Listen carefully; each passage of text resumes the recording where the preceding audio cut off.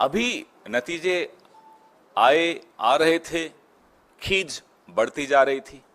खींच साहब लोगों की ऐसी बढ़ी कि उन्होंने संसद के परिसर में, जहां हम लोग सब बैठकर संसदीय मर्यादाओं का, संविधान का और लोकतंत्र को बचाने के लिए जहां हम धरने पे बैठते थे, शांतिपूर्ण प्रदर्शन करते थे, बापू महात्मा गांधी जी का जो स्टैच्यू है, बड़ा ऐतिहासिक स्टैच्यू है, आप लोग अक्सर कैमराज में उसको दिखाते हो, और जैसा मैंने कहा, उन्हीं के चरणों में बैठकर, यही भाजपा जब विपक्ष में होती थी, ये लोग भी उन्हीं के चरणों में बैठकर हमारे खिलाफ विरोध करते थे और लोकतंत्र की रक्षा करते थे, संविधान की रक्षा करते थे।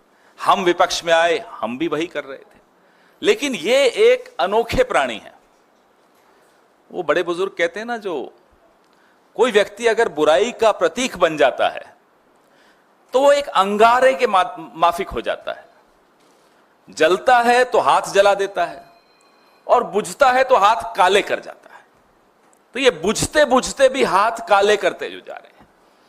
महात्मा गांधी का स्टैच्यू, आपको तस्वीरें दिख रही हैं,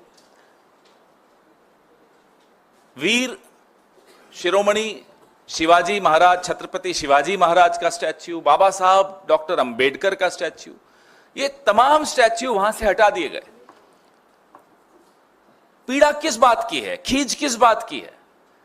पीड़ा इस बात की है कि ये जो one nation one reincarnation, one nation one god जो बनना चाह रहे थे, एक देश एक भगवान खुद जो बनना चाह रहे थे, उन्होंने कहा बीच चुनाव के कि महात्मा गांधी को तो कोई जानता ही नहीं था जब तक पिक्चर नहीं आई।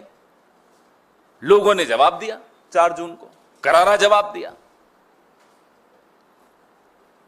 अब खींच निकालने के लिए उन्होंने महात्मा गांधी का स्टैच्यू वहां से उखाड़ दिया और धकेल दिया कहीं पीछे जाकर।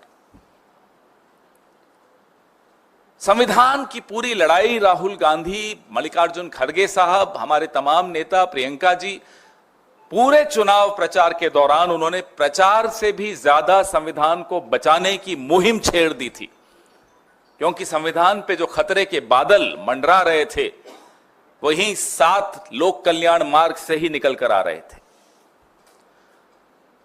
तो बाबा साहब अंबेडकर के खिलाफ भी खींच निकाल दी, उनका स्टैच्यू भी यहां से उखाड़ दिया, पीछे धकेल दिया। महाराष्ट्र के नतीजे आपके सामने हैं, करारा जवाब महाराष्ट्र के लोगों ने भी दिया। तो महाराष्ट्र के लोगों से बदला लेना के लिए उन्होंने क्या कदम उठाया कि छत्रपति शिवाजी महाराज का स्टैच्यू भी यहां से उखाड़ दिया और पीछे धकेल दिया।